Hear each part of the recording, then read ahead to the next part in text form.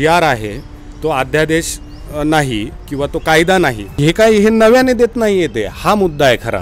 आणि हे आधीच्या कायद्यानुसार असंच आहे। सरकारने केलेली आंदोलकांची फसवणूक आहे। हे पूर्ण आंदोलन सरकारच्या बाजूने स्क्रिप्टेड होतं। गेल्या 4.5 महिन्यापासून महाराष्ट्रात जी मराठा आरक्षणाची लढाई सुरू होती त्याला अखेर आज यश आले असं म्हटलं जातंय। मनोज जरांगे यांच्या आंदोलनातील ज्या मागण्या होत्या त्या पूर्ण करण्यासाठी सरकारने जी आर काढला आणि त्या जी आरमध्ये मनोज जरांगेंच्या मागण्या पूर्ण केल्यात असंही सांगितलं जात आहे। मात्र हा जी आरच फसवा असल्याची टीका किंवा आरोप ॲडव्होकेट सचिन माने यांच्यातर्फे केली जाते। माझ्यासोबत या संदर्भात बोलण्यासाठी पुणे बार असोसिएशनचे सदस्य ॲडव्होकेट सचिन माने आहेत। सचिनजी, सरकारने जी आर काढला त्यानंतर मनोज जरांगेंनी त्यांचं आंदोलन स्थगित केलं, मात्र आता हा जी आरच फसवा असल्याचा आरोप तुम्ही करताय, नक्की काय आहे या जी आरमध्ये? मुद्दा असा आहे की मराठा आरक्षणाची जी मागणी आहे ही सेपरेट आरक्षणाची आधी मागणी होती, मग नंतरून ओबीसीमधून आम्हाला कुणबी आम्ही आहोत म्हणून कुणबी सर्टिफिकेट द्या अशी आंदोलकांची मागणी याच्यातनं पुढं आली। आणि आज मुंबईच्या वेशीवर आंदोलन गेल्यानंतर सरकारतर्फे एक राजपत्र जी आर काढून आंदोलकांना त्यांच्या मागण्या मान्य झाल्या असं सांगण्यात आलं। आता त्याच्यात पण तो जो काय जी आर आहे तो अध्यादेश नाही किंवा तो कायदा नाही, कारण तो जो आहे तो 16 फेब्रुवारीपर्यंत त्याच्यावर हरकती मागवल्या गेलेल्या आहे। आता याच्यात सविस्तर जर बघितलं पुढे तर याच्यात सगळे सोयरे या शब्दाची व्याख्या केली गेलेली आहे। आणि सगळे सोयरे व्याख्या करताना याच्यात पितृसत्ताक जी काही नातेसंबंध आहे म्हणजे वडिलांचे वडील, आजोबा, पंजोबा, चुलत पंजोबा, असा तो नातेसंबंध पॅट्रियार्टिकल सोसायटी आपण जी म्हणतो पितृसत्ताक, त्याच्यानुसारचा त्यांनी नातेसंबंध दिलेला आहे। आणि त्याची विस्तृत फोड त्यांनी नियम क्रमांक उपनियम 6 मध्ये पॅरेग्राफ नंबर 3 मध्ये केलेला आहे। म्हणजे ज्या मराठा व्यक्तींनी, मी ते वाचतो, ज्या मराठा व्यक्तींची कुणबी नोंद सापडली आहे त्यांचे सगळे सोयरे म्हणजे मराठा समाजात परंपरेनुसार गणगोतांशी लग्नांच्या सोयरीकी होतात ते सर्व सगळे सोयरे। मात्र सगळे सोयरे याचा सर्वसाधारण अर्थ पितृसत्ताक पद्धतीचे नातेवाईक असा घेतला जाईल। आता सगळे सोयरेची वरती व्याख्या वडिलांचे वडील, आजोबा अशी केलेली आहे आणि त्याची विस्तृत फोड त्यांनी ह्या उपनियमामध्ये केलेली आहे। म्हणून याचा अर्थ असा होतो की जर माझं कुणबी सर्टिफिकेट काढायचं असलं किंवा तुमचं कुणबी सर्टिफिकेट काढायचं असलं तर तुमच्या भाऊबंदकीत तुमचे वडील, आजोबा, पंजोबा, चुलत पंजोबा, चुलत आजोबा यांचं असलं तर तुमचं निघेल। परंतु माझ्या आईचं, तिच्या माहेरकडचं जर तिचं ओबीसी सर्टिफिकेट निघत असेल तर माझं निघणार नाही। म्हणजे याचा थोडक्यात अर्थ घ्यायचा तर समजा एखाद्या विद्यार्थ्याला कुणबी जात प्रमाणपत्र हवं असेल तर त्याच्या काका, वडिलांच्या नातेवाईकांचं म्हणजे थोडक्यात काका किंवा त्यांच्या भाऊकीतलं कोणाचं तरी प्रमाणपत्र असणं अनिवार्य आहे। जर त्या विद्यार्थ्याच्या, त्या मुलाच्या मामाकडचं म्हणजे आईच्या माहेरचं कुणाचं जात प्रमाणपत्र सापडलं तर त्या मुलाला जात प्रमाणपत्र मिळेल की नाही?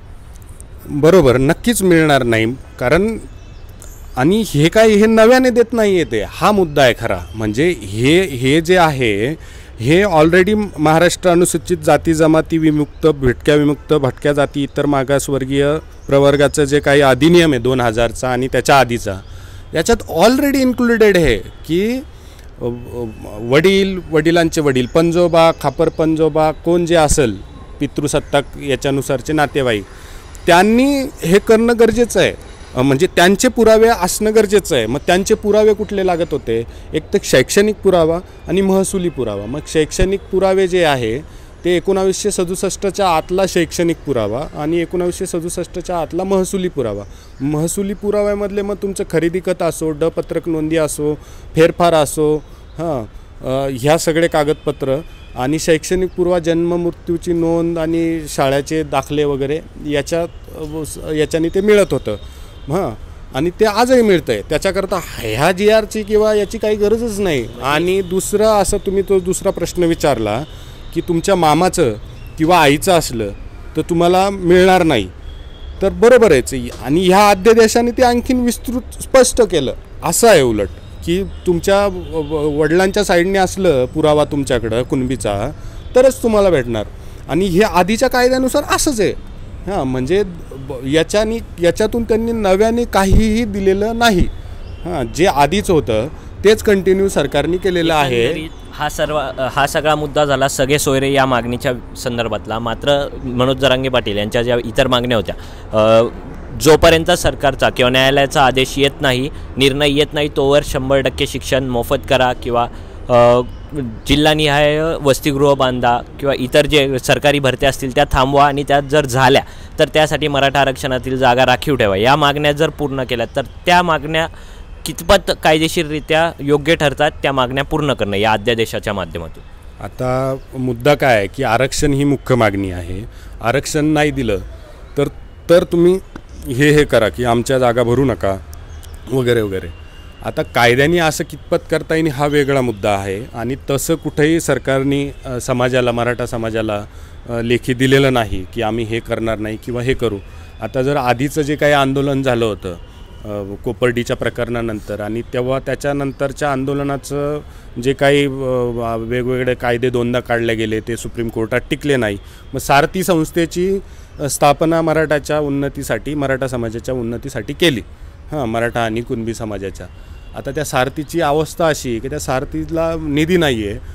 तिथून ज्या काही योजना राबवल्या जात आहेत त्या योजनांचा लाभ कुठल्याही प्रॉपर लोकांना तो भेटत नाही आहे आणि ते एकदम तुटपुंज आहे लोकसंख्येच्या नुसार.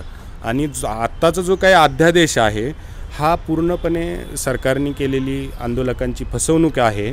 एकतर आंदोलकांचे नेते यांना हा अध्यादेश आहे किंवा राजपत्र जे आहे याचा अर्थ लावता आला नाही, याच्या कायदेशीर त्यांनी तरतुदीचा अभ्यास केला नाही, किंवा हे पूर्ण आंदोलन सरकारच्या बाजूने स्क्रिप्टेड होतं आणि ठरवून मुंबईच्या वेशीपर्यंत ठरलेलं होतं. तुम्ही वाशीपर्यंत या, मुंबईच्या वेशीपर्यंत या, आम्ही तिथे येऊन तुम्हाला हे देऊ आणि तुम्ही तिथून परत जा. म्हणजे एकंदरीतच आज हा GR आल्यानंतर मनोज जरांगेंनी भरभाषणात सांगितलं की मराठ्यांनी उधळलेल्या गुलालाची उपेक्षा होणार नाही याची काळजी मुख्यमंत्र्यांनी घ्यावी असं आवाहन त्यांनी केलं. त्यानंतर मुख्यमंत्र्यांनी हे सांगितलं की शासनाचा न्यायालयाचा निकाल येईपर्यंत मराठ्यांना OBCना जे आरक्षणात सवलती मिळतात त्या मिळतील. ही सगळी फसवेगिरी होती किंवा हे सगळं स्क्रिप्टेड होतं असं तुमचं म्हणणं आहे?